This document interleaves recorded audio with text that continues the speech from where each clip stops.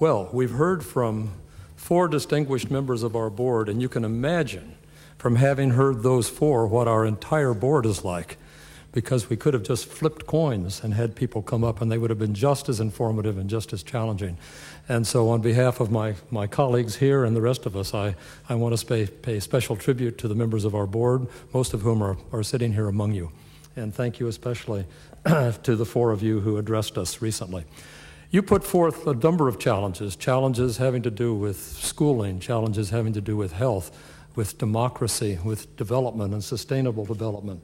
Challenges having to do with measurement, how to measure wealth, for example, what is wealth.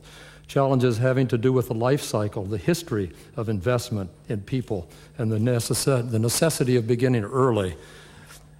What we'd like to do now is address how the Wittgenstein Center is going to address and approach and handle these issues. And what I'd like to do, basically, is introduce you to the 4. There are 6 of us who are directors, Wolfgang and I, 1, 2, 3, 4, 5. 5 of us who are directors, and the people who are sitting with me here now. But before introducing them, I want to tell you that there are 3 defining characteristics that we hope will characterize all of the work that we do at the Wittgenstein Center. The first is that it's science. It is science. It is science driven by theory, and science that uses data to discover things about the world, about human beings and their place in the world. Second, it is science that is interdisciplinary. On our staff we have, and I'll forget somebody here, geography, sociology, economics, mathematics, statistics, sociology, geography, am I starting to repeat myself? Some social psychology. And we're very highly interdisciplinary. So first it's science, second it's interdisciplinary. And third, it's science in the public good. It's science for use by policymakers and science to improve the lives of people. Those are the 3 things that we hope every day and everything we do will define what we do. And so what we've done here, we thought it would be a good idea if 4 of us just sat up here and chatted a bit. I hope it sounds spontaneous. It isn't completely spontaneous, but it will be somewhat, and chatted a bit about what we do and how we do it. When we show up at our desks and pick up our pencil or turn on our computer, what do we do? And so I'm joined here by 3 colleagues, and I'm going to introduce them very briefly, and then we're just going to have a chat. I'm going to ask some questions, and we'll talk back and forth and hope in that way to give you a good idea about the science that is useful to people proceeds. Here on my left is Dr. Sergei Sherbov. Sergei is a demographer. He is director of demographic analysis in the Wittgenstein Center, and he is also team coordinator for population dynamics and aging. And if some or all of those words sound a bit strange like jargon, well, then we're going to depend on Sergei to unjargon them for us. Sitting to Sergei's left is Dr. Alexia Fernkrantz-Perskovets. Alexia is a population economist. I said Sergei is a demographer. We're all demographers, really, but Alexia's specialty is population economics. She is director of research training in the center and team coordinator for education and labor markets. Sitting to Alexia's left is Dr. Jesus Crespo. Jesus is a macroeconomist and econometrician, and he's director of economic analysis and democracy in the center, and team coordinator for economic research and education. Well, put that aside now and we'll have a chat. Now, the foundation of demographic analysis is numbers of people, numbers of women, numbers of men, numbers of children, how old they are, what are their characteristics, their education, their health, and the like, and how those numbers change over time and how they might look in the future. So I'm going to ask Sergei to begin and tell us, where do these numbers come from that demographers and population people use now and in the future? How do we produce those? Where do we find them? And then we'll talk about what we do with them. Okay.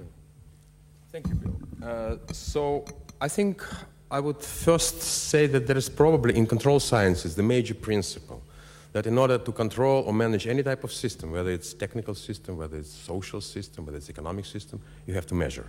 Because without measurement, there is nothing actually to control. Similar thing is in population sciences.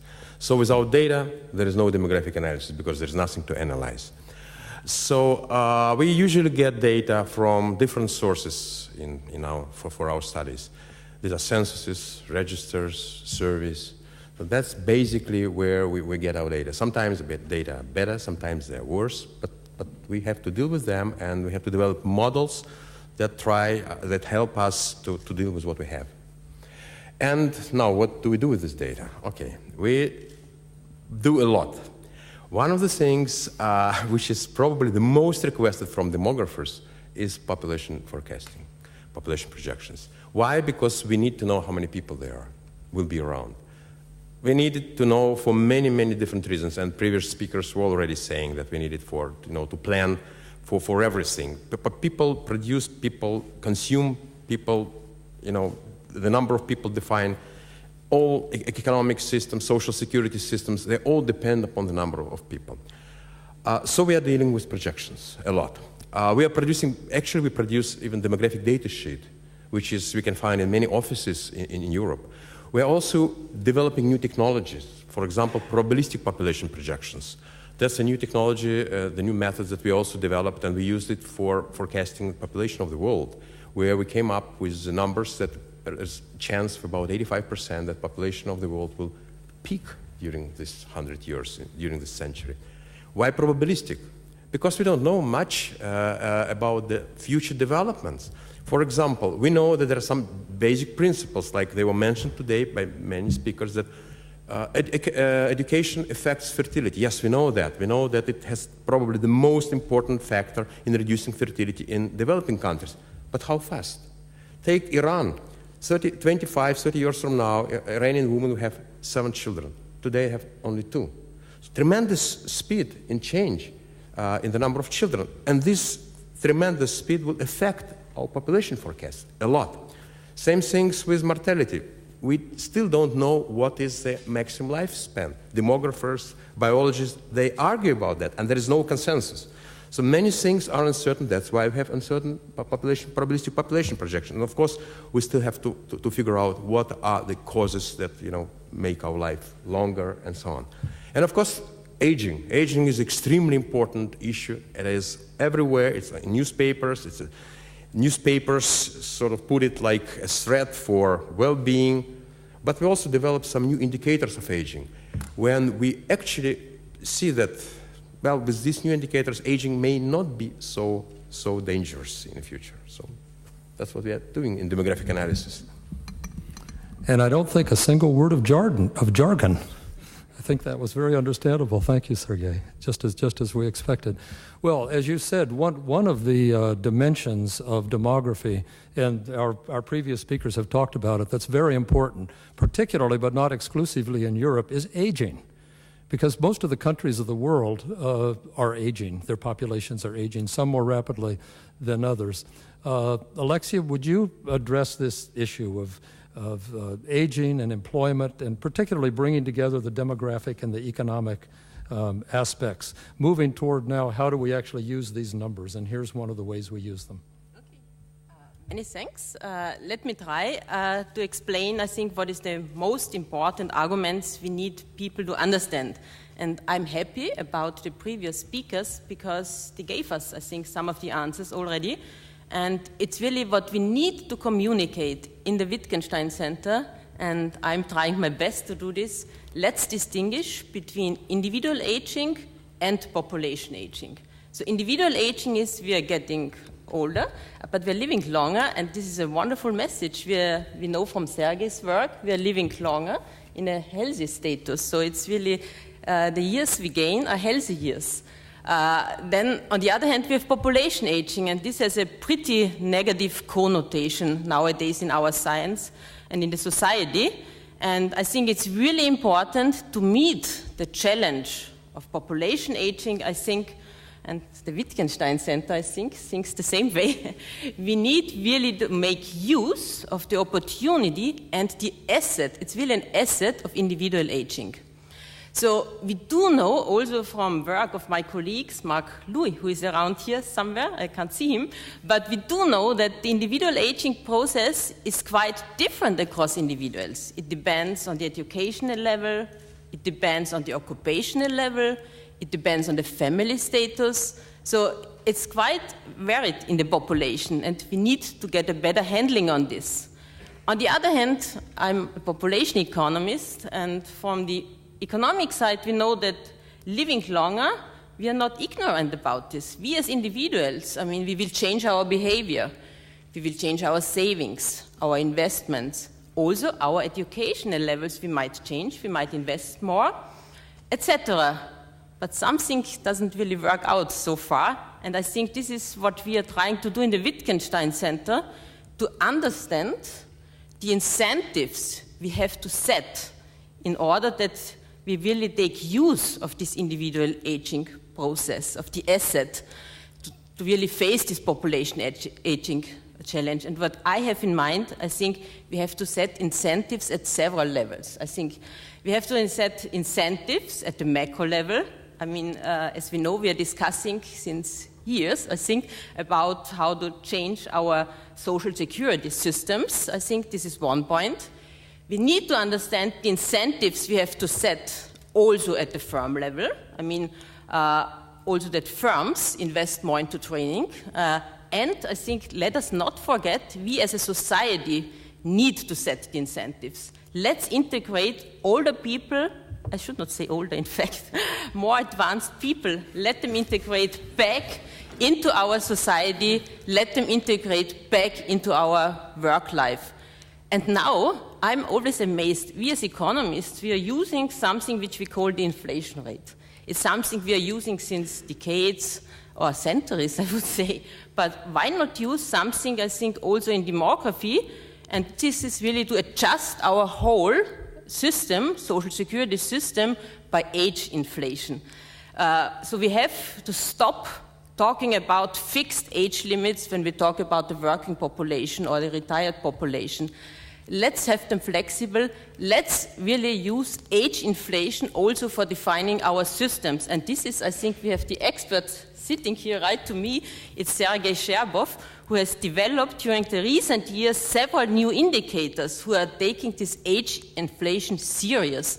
And I think it's our message from the center also to bring it to policy and to show them what options, what assets are here in our society and to use them, I think. So, Sergei, tell us a little bit more about these new measures and what they mean. Well, to make it short, well, I'll try. I mean, we are talking a lot about aging, but the concept of age hasn't changed for hundreds of years. Simple example. If I look in this room, I may ask a question. If someone here, or I mean, I would say in Europe, a man who reached age 60, is he old? I assume that many people here would say no, not at all. Now, if we would have asked this question 200 years ago, probably 60-year-old person would be very old. Why? Because today, more than 90% of men survive until age 60. And 200 years ago, 25, maybe even 15% of men would survive. So we cannot say someone is old or young without knowing what is life expectancy. If life expectancy increases, people are feeling healthier, and also they cannot be, I mean, the same person at age 65 cannot be said that he is old today and he was old 200 years ago. So that's a key element. And what we did some standardization. We took into account the changing lifespan. And once you take into account, and we introduced several indicators for that, and once we take this into account, the changing lifespan, then the whole history of aging looks very different. Many populations, in fact, instead of becoming older, they are becoming younger. If we're looking in the future, there is still aging, especially in many developed countries. However, this aging is much, much, much less pronounced than it is compared to traditional measures. And this has direct policy implications, which we'll not take time to talk about now, but it really does. We've talked about aging, but our panel, our people before, talked about things other than aging. And if I had to put most of what they talked about into two words, it would be human capital. We have with us an expert in human capital and its manifestations and how to measure it and how to analyze it. And so, Jesus, why don't you introduce us to what in the world is human capital to begin with, and what are some of its components? I think Zapata put it very nicely before when he commented on the fact that human capital is embodied in people, and therefore human capital is people and is as complex as people are. And well, as a married individual, you have anecdotal evidence of how complex people can be. So our job as scientists is not to admire that type of complexity, but to bring it down to through abstraction to more simple concepts. So traditionally, we have been having a look at two different dimensions of this complexity which human capital embodies, and that's usually education and health. We have been talking quite a lot about that. The role that the Wittgenstein Center and some of the techniques that Sergei has been talking about is going to take over in order to make, on the one hand, our models more realistic, and on the other hand, more policy relevant. It's going to be to add yet one layer of complexity that we believe adds a lot of realism and a lot of value added to our research, namely to have a look at age dynamics and age/gender demographic dynamics in the framework of education. We believe that it's not the same to be a young, educated individual in a society where most people are, what was the euphemism? Advanced, advanced, as opposed to being in a society where most of them are in your age group and are highly educated. So I think we think that increasing that level of complexity has a big payoff when it comes to policy relevance and to research potential. Why don't you say just a bit more about focusing on education? You've talked generally about human capital, but how do we go about actually incorporating education around the world into what we're doing, our analyses and our forecasts? Many of the scientists in the center have been historically working on issues related to education and its effect on economic growth, taking a relatively narrow view of human well-being, so to speak, just concentrated on income growth. Now, the path forward within the center is going to be to concentrate more on institutional issues that are, on the one hand, catalysts of economic growth, and on the other hand, also a component of well-being, stated in a wider sense. So we are interested right now on having a look at how education dynamics or education demography dynamics affect such social processes as democratization processes, as social change as a whole, institutional change, changes in governance, changes in civil conflict, which on the one hand have a direct effect on well-being, especially thinking about developing countries where the effect on income growth and on income per capita is extremely relevant. And on the other hand, they have a direct well-being component in the sense of being happy to live in a politically stable environment as opposed to a politically unstable environment. Well, it may come as no surprise to hear that the Wittgenstein Center is not only studying human capital and how it's created and what its effects are, but we are actually creating human capital through our education and training component. And when I introduced Alexia, I said that she was the director of research training in the Wittgenstein Center.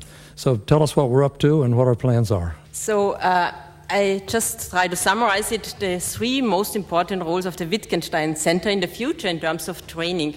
And let me just say, though I see quite many demographers around here, I have to admit Austria does not yet have any educational platform to really educate demographers in Austria.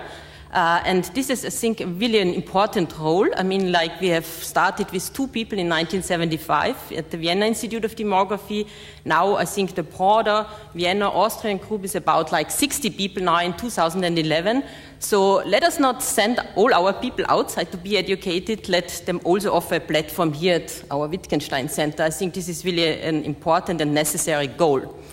There's a second goal, and this is also very important. I mean, we would like to keep people after they are educated to use the education also in research. And I think this is where you need to offer a platform of collaboration, exchange, and discussion. I think this is extremely important, and this is what we want to offer through the Wittgenstein Center. You're all invited, I mean, to join us in this avenue, to really have a platform where we discuss the issue on demographic change and global human capital. And there's a third, very, very important role the Wittgenstein Center will take up, and this is quite a challenge. We are doing science about people, but let us bring our science back to people. And I think this is really something, it's a challenge, but we will try to do this with our best efforts to really communicate our findings to the public, to the society, and hopefully we will offer some policy options, how to tackle, I think, the challenge, the opportunity of the aging in the future. I think these are the three most important roles of the Wittgenstein Center, and I will try my best to work on them. Well, I hope this brief chat has given you a taste of what we're up to and how we hope to approach the challenges that have been put before us. And I hope that they have demonstrated to you that the work is indeed science, that it is indeed interdisciplinary, and that indeed we do it in the interest of policy and of people. So join me in thanking our panel.